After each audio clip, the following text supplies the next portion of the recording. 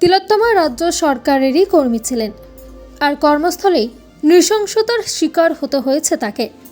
আর এক্ষেত্রে রাজ্য সরকারের ব্যর্থতাকেই কাঠগড়ায় দাঁড় করিয়েছিলেন তিলোত্তমার বাবা মা। জুনিয়র চিকিৎসকদের আন্দোলনের সারবত্তাও ছিল সেটাই।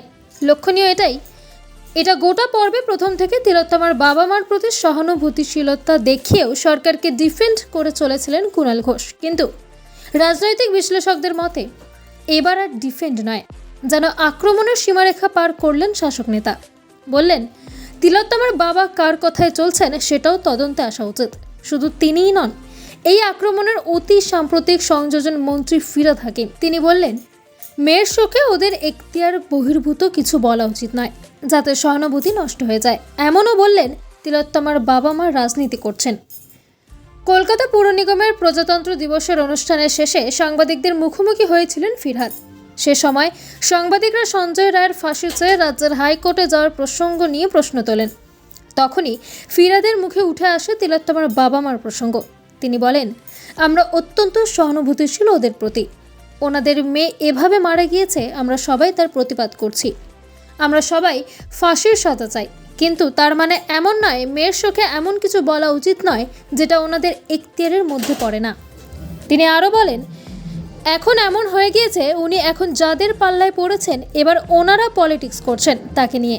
মুখ্যমন্ত্রী লেফটিস্টদের দয়ায় বা কারোর দয়ায় মুখ্যমন্ত্রীর পদে বসে নেই, বাংলার মানুষের সমর্থন নিয়ে মুখ্যমন্ত্রীর চেয়ারে বসে রয়েছেন।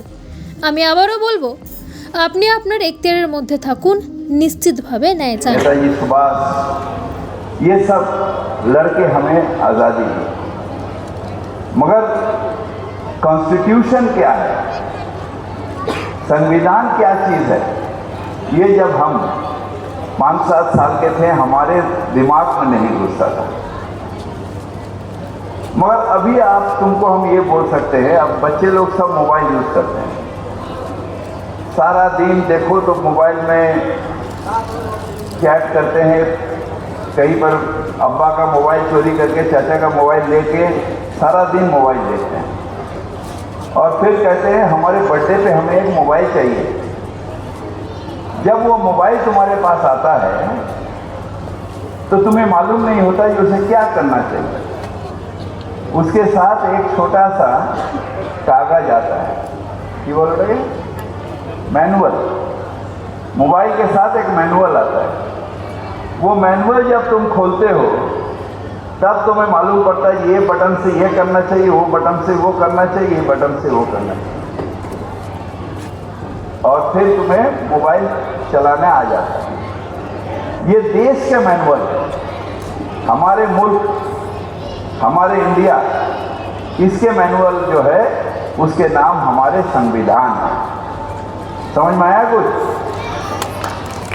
ये हमारे देश के जो मैनुअल है, एक तो छोटा सा मोबाइल के लिए इतना मैनुअल, अब इतने बड़े देश, इतने बड़े मुल्क, उस मुल्क को चलाने के लिए बहुत सारे ऐसे चीज़ है जो उसमें रखना चाहिए।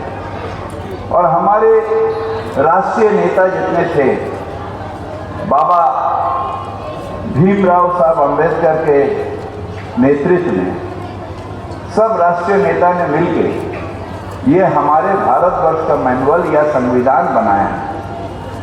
वो संविधान जो दुनिया का श्रेष्ठ संविधान, जो देश श्रेष्ठ देश है उसका नाम भारतवर्ष है, और सबसे अच्छा जो संविधान है उसके नाम इंडियन कॉन्स्टिट्यूशन है। दोनों ही श्रेष्ठ। हम लोग जो भारत में रहते हैं, बहुत सारे ऐसे चीज़ है जो हमें करना चाहिए, वो भी उसमें लिखा हुआ है, जो नहीं करना चाहिए वो भी लिखा हुआ है। हमें हमारे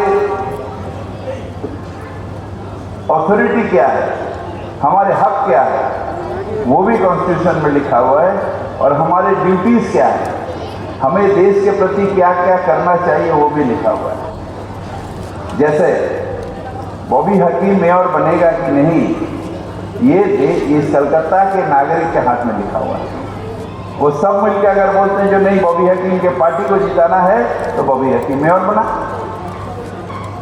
ये संविधान दिया। यहाँ पर ममता बनर्जी हमारे चीफ मिनिस्टर, जब सब बंगाल के सारे बंगाल के इंसान कहा जो ममता बनर्जी चीफ मिनिस्टर बने, मगर सिर्फ अधिकार नहीं, सिर्फ हक नहीं, उसके साथ साथ जो अपना दायित्व है वो भी ठीक करना। जो हम भारत के खिलाफ कुछ नहीं कहेंगे, भारत के हित में जो ठीक होगा वो करेंगे।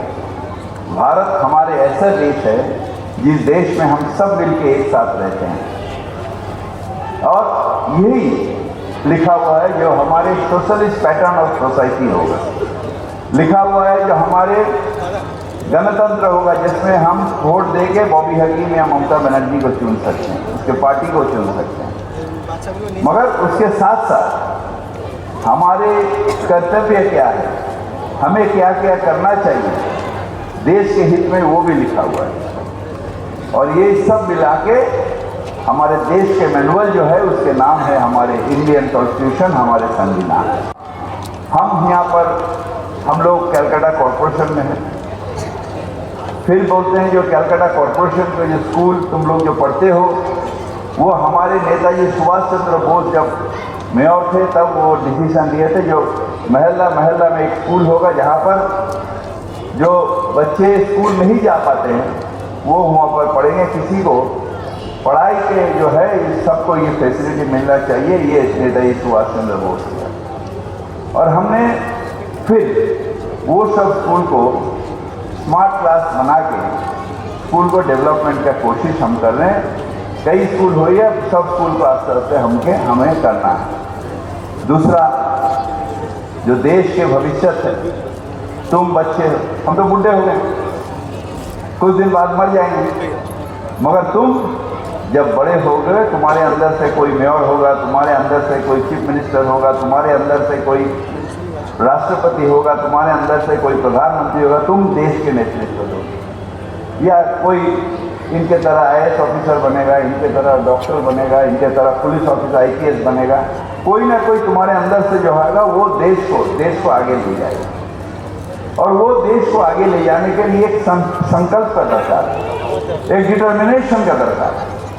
जो डिटर्मिनेशन है कि हम इस देश में पैदा हुए हैं, इस देश के अनाज खा के बड़े हो रहे हैं, और इस देश के प्रति हमारे जो दायित्व है, हमारे लॉयल्टी है, वो 100% इस देश के लिए हो। ये हमारे आज के दिन में संकल्प होना चाहिए। और ये संकल्प, ये लॉयल्टी हमें देश के प्रति जो है पूरा तरह से समर्पित करेगा। आई विल समर्पित I will dedicate myself to this country. क्योंकि मैं आगे भी कहा हूँ, अभी भी कहता हूँ, सबसे आगे मुल्क के आगे कुछ भी नहीं, खुद भी नहीं, सबसे आगे मुल्क आता है। और वो मुल्क को, जो भी हमारे मुल्क को खराब करने की कोशिश करेगा वो हमारे लिए दुश्मन है। जो हमारे मुल्क को कुछ खराब करने की कोशिश करेगा वो हमारे लिए अच्छा आदमी नहीं हो सकता है। हमारे मुल्क से हमारे प्यार है। और जैसा नेताजी सुभाष चंद्र बोस ने कहा था, कदम कदम बढ़ाए चल, खुशी के गीत गाए चल, ये जिंदगी है कौम के, कौम पे मिठाए चल। इसका मतलब कौम, इसका मतलब है मुल्क। कदम कदम बढ़ा के खुशी के गीत गा के इस मुल्क में अपनी जिंदगी जो है वो लुटा दो, यही देशभक्ति है। और तुम सब कल जब बड़े होगे, कल जब और से बड़े होगे तो कॉन्स्टिट्यूशन का मतलब समझोगे, बाबा साहेब अम्बेडकर ने क्या कहा वो समझोगे, और एक दायित्ववान नागरिक ये हमारे सब बच्चे हो, ये हमारे सपना है। हमने अपने ज़िंदगी में कोशिश किया पब्लिक सर्विस करने का, मगर हमारा उम्मीद है हमारे बच्चे इससे कई अच्छे पब्लिक सर्विस करेंगे और देश को और भी सुंदर बनाएंगे, जहाँ पर कोई नफरत नहीं रहेगा, कोई गाली नहीं देगा, वहीं पर कोई खराब बात नहीं होगा। सब मिलके हम कहेंगे सारे जहां से अच्छा ये हिंदुस्तान हमारा, हम बुलबुले हैं इसके, ये गुलिस्तान हमारा, ये गुलिस्तान हमारा। आप सबको आज के दिन में हमारे रिपब्लिक डे प्रजातंत्र दिवस में दिल से बधाई देते हुए हमारे वक्तव्य समाप्त करते हैं।